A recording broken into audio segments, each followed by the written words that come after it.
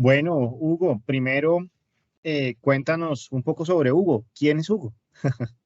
Claro, pues mira, Hugo es una persona, yo soy licenciado en Derecho, tengo casi 30 años de experiencia en el sector asegurador, yo empecé desde ajustador y todo el área de siniestros nacional e internacional en una empresa que se llama AIG, y por azares del destino, bueno, llegué a meterme a Latinoamérica, pero en el área de extensión de garantía, y después ya me dio en el área de SIU, Special Investigation Unit, que es el área especial de investigaciones a nivel nacional. Después me la dieron a nivel internacional.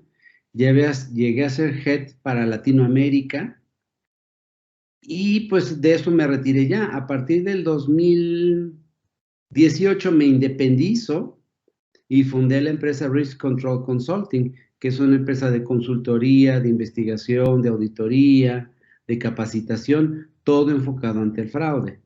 En el inter de estos años, pues ya soy keynote speaker internacional y pues para todo el tema de cumplimiento, de antifraude, eh, etcétera. Interesante, qué buena experiencia, Hugo. Muy bien. Hugo, ¿por qué tú te interesaste en el análisis, en los temas de prevención y detección de fraude? ¿Cómo se le despierta ese interés y cómo inicias en este ejercicio? Pues mira, como te comenté, de repente, o sea, yo estaba en un área regional de extensión de garantía y ahí fue como que mi primer toque con la auditoría, ¿no? Sabes que tienes que auditar a estos países, tienes que auditar a estos clientes y no sabía ni cómo. Lo hice sin conocimientos y lo hice bien hasta eso. Después me dan el área antifraude y pues no sabía nada.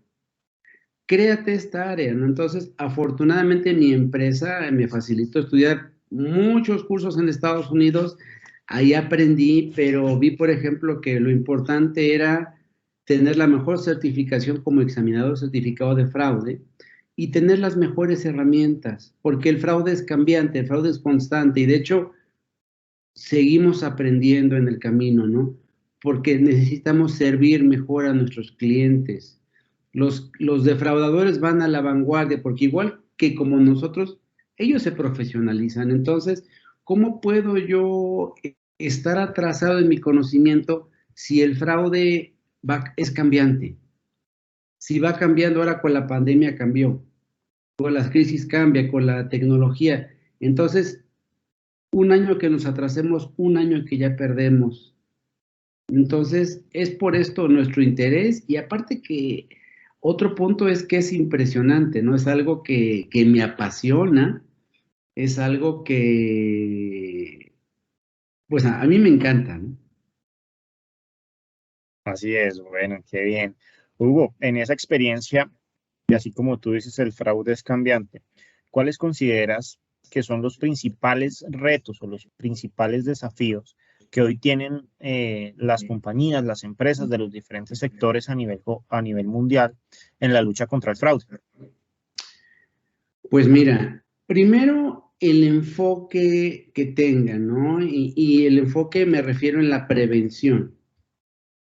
Y muchas veces, pues como empresa se quiere sobrevivir y sobre todo estando en las crisis que pues hemos estado teniendo en los últimos años por la pandemia, se deja un poquito atrás las áreas de control y se cortan recursos inclusive de las áreas antifraude, se deja la capacitación de un lado, y estoy hablando ya no solo del área antifraude, sino de toda la empresa, se deja la prevención de un lado.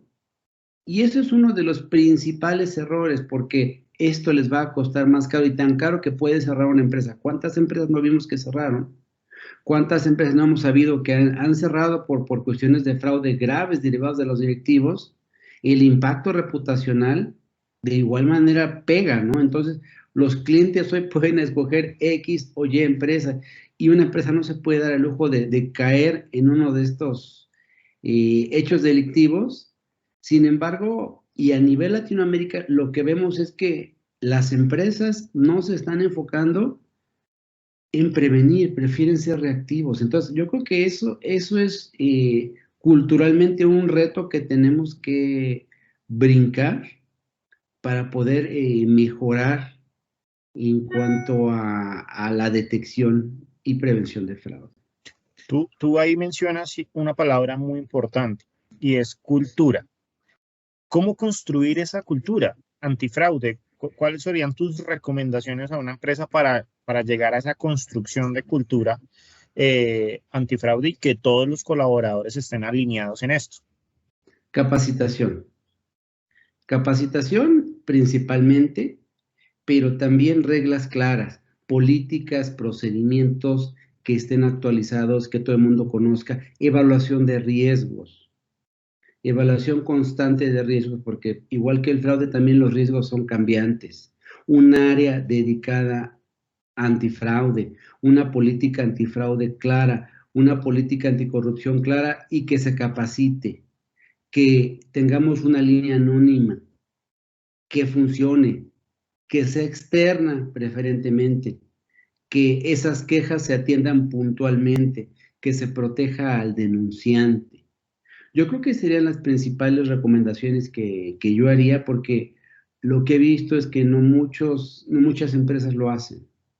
Sí, Y por último, yo también diría, ¿sabes qué? Una evaluación de confianza que realmente funcione, porque podemos estar haciendo mucho en el back-end, en la empresa, con controles, con riesgos, pero si sigo dejando entrar a los defraudadores a las empresas, a gente que, pues a lo mejor es un 10% que siempre se va a dedicar, según las estadísticas que tenemos, a tratar de delinquir, pero esos pueden permear a más personas.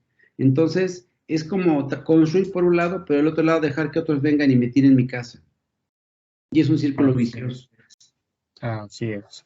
Bueno, Hugo, y ya para terminar, ¿por qué tú consideras importante la creación y el unirse a esta alianza que estamos construyendo en este momento? Pues mira, porque solos podemos alcanzar ciertas metas, ¿no? Tenemos ciertos límites, tenemos cierta circunscripción geográfica, pero juntos podemos apoyarnos no solo laboralmente, ¿no? Sino también en el estudio, compartiendo conocimiento, compartiendo experiencia, compartiendo esquemas. Y considero nos podemos hacer mucho más fuertes juntos que cada quien por separado. Así es. Bueno, Hugo, nuevamente muchas gracias por tu tiempo, muchas gracias por hacer parte y unirte de esta alianza. Como tú lo decías hace un momento, yo estoy seguro que vamos a tener muy buenos resultados. Nuevamente, mil gracias. Gracias a ustedes.